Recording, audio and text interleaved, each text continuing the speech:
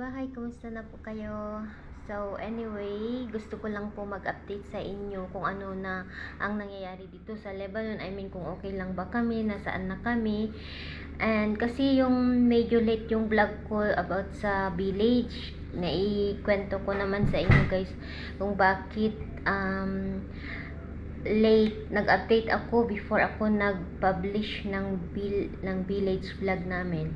So marami kasing nagtatanong, marami akong na-receive na message, kinukumusta kami, kung nasaan na ba kami, kung okay lang ba kami, ganyan.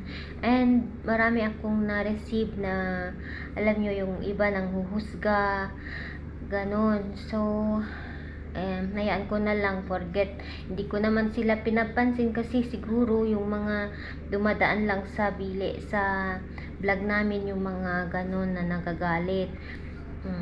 Yun na. So, naintindihan ko naman sila kung bakit sila makakomment ng ganun. Kasi, yun na nga, masaya ako sa village vlog namin na content. So, nakikita nyo doon na tumatawa ako, na okay lang ang buhay, normal ang buhay, ganun. And alam ko naman na napapanood nyo yung nangyayari dito sa Lebanon, most especially sa South. And doon kasi yung village nila Mister, sa South mismo. Ikwento ko lang guys kung bakit sa village nila Mister, bakit, kasi marami nagtatanong, saan ba kayo sa South, bakit mukhang tahimik naman, parang walang gulo, pero napapanood daw nila sa TV or sa social media na ang daming namamatay, ganyan. So doon sa lugar nila Mister, pure na Christian sila, hindi yung kasi mayroong village na mix, may Christian, may Muslim, meron ding village sa South na pure yung mga Muslim, alam nyo. So ang tinitira lang nila is yung talagang maraming age. Ngayon, ang problema lang kasi tawag nito, yung iba tumatakbo sila sa mga iba't ibang village and then doon sila nagtatago, kaya yung sa kabila tinitira na din nila yung kahit saang partes ng village, lalo sa mga Christian, kasi doon sila mismo nagtatago minsan, ganyan. And naalala nyo sa village vlog ko guys na may sa harapan ng bahay ng biyanan ko, may bundok siya na pure green, and then may isang village doon na tinira din. Oo, ewan ko lang kung nabalitaan nyo na parang binili siya ng isang age 10 years ago, and then walang kaalam-alam ang mga taga-village na yung bahay na yun is puno ng armas, alam nyo na. So natiktikan din ng kaya tinira nila. So far wala namang na damay na taga-village. Yun lang talaga na bahay, alam nyo, kung saan nakatago yung mga armas ng age. So yun, ewan ko kung napanood nyo guys. And then ano pa yung sasabihin ko, gusto ko lang i-update ko kayo yun kasi kung bakit nasaan na ba kami, kasi yung iba akala nila nasa village pa kami. Yung vlog ko kasi sa village guys, diba sinabi ko naman na hati-hatiin ko kasi medyo mahaba siya. So happy ako na nag-share ako sa inyo sa isang buong araw lang, ilang oras lang, marami akong nagawang vlog that time. So yun ang nangyari, kaya medyo late na, almost ilang vlog yun na nagawa ko, 8 siguro. So yun, and then nung pauwi kami, yun na yun, yung sa daan dito sa Beirut, may nakita kaming yung pagsabog, pero hindi namin alam kung ano yun kasi dumaan lang kami. Wala na akong vlog noon kasi natakot ako na mag-vlog, kaya yun lang yung nakita nyo. And ang pagkaalam ko, sumabog siya na gas, alam nyo. Hindi ko din alam kung ano yun, pero talagang may sumabog sa banda doon guys. And hindi ko na alam, hindi ko na naitanong hindi ko na nalaman kay Mr. kung ano yun kinaumagahan kasi nawala na sa isip ko. So yun yung nangyari, at saka nung dumating na kami dito, hindi ko na alam, ay ang tawag yung lobat na kasi ako, kaya hindi ako nakapag-update. So yun, ano na ba ngayon, 27. And alam nyo guys, dito sa Beirut, maraming may partes ng age talaga na pure na doon sila yung marami talaga doon malapit sa airport. Kaso thank God naman hindi sila tumitira sa mga Christian part. Like dito sa lugar namin, safe pa and normal pa ang buhay. Si Mr. at saka yung iba, pumapasok pa rin sila sa trabaho, open pa rin ang mga establishment. Ang close lang is yung school, supposed to be nung 24 ang start ng school, pero dineclare nila na tignan nila end of this month. Kaso may rumor na kung continuous yung ganito, baka online. So yun, nakabili na din kami ng book,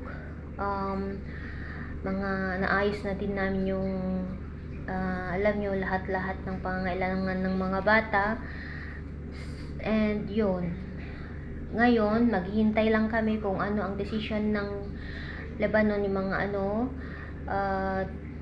na kung may school ba or yung papasok sila or online sila. Wala pang news guys. And then tawag nito, ngayong araw meron yung big dito, ewan ko lang kung sabi ng asawa ko na baka nawala na yung leader nila kasi malakas yung ngayong araw guys, yung pagsabog dito ngayon. 6 na building ang nag-collapse. Sabi sa news na yung building na yun guys, doon yung main tawag nito quarter ng mga H.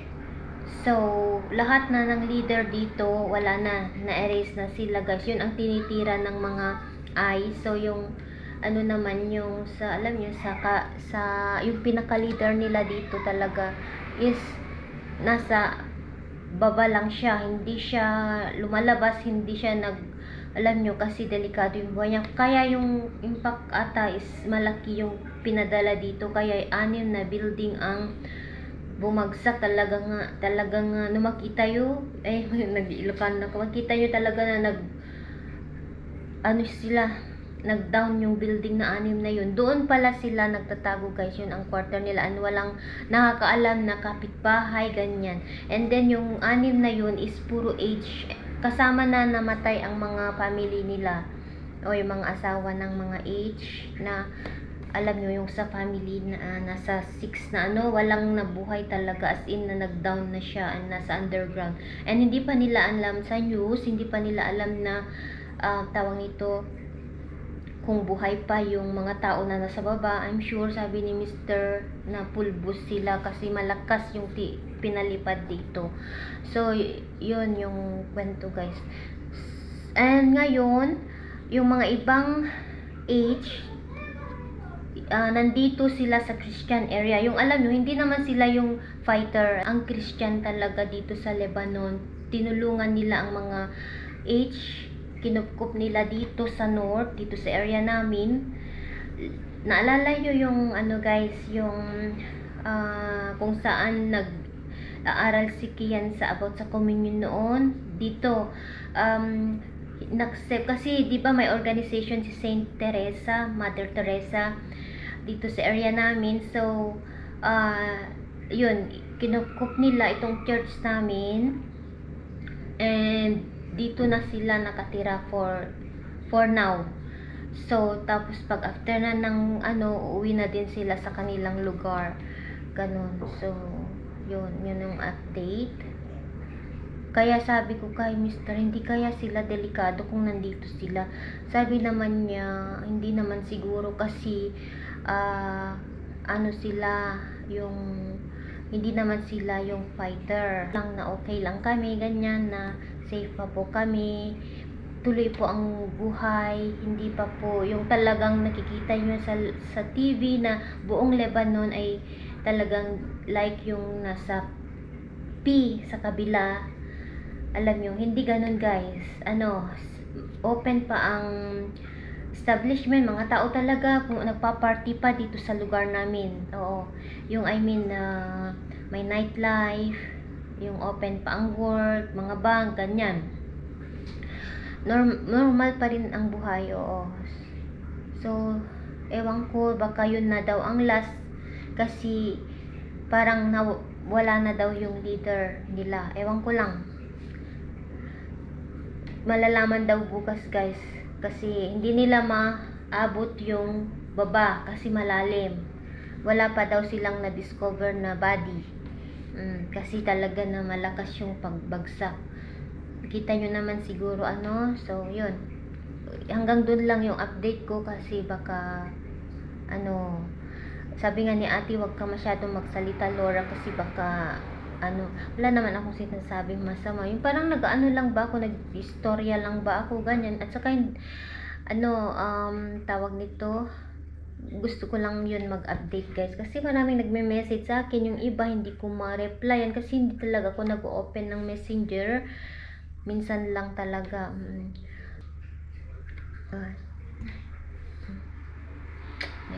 Pray before you sleep, okay? Matutulog na ang mga bata, nag-good night sa akin si Bunso. So yun guys, okay lang po kami, thank God, at thank you sa mga nag-message sa akin, yung mga nag-comment sa akin na ipag-pray nila ang pamilya ko. And thank you pa rin yung mga nag-comment ng mga negative na ganito na nga ang sitwasyon, may gana pang mag-judge sa kapwa. So, yun. Sorry talaga kung hindi ako makapag-reply yung sa mga taong nagko-comment sa amin, nagbe-message sa akin kung kumusta na kami. Pero kapag may time ako at ino-open ko yun, nakakapag-reply naman ako guys. Maraming salamat pala sa mga nag-send ng thanks sa YouTube namin. Nagbigay po siya, hindi ko po napansin ko lang kinaumagahan. So thank you sis, at sa lahat ng nanonood, mga new subscribers, mga old subscribers, basta yung mga laging nagko-comment, shout out sa inyo guys. Pasensya kung minsan late ako makapag-reply sa inyo, at sana maintindihan nyo ako.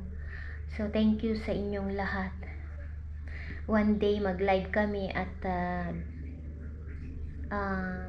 para makausap ko kayo, ganun. So inshallah. Anyway guys, hanggang dito na lang po, at maraming salamat. Thank you sa prayers. Bye guys.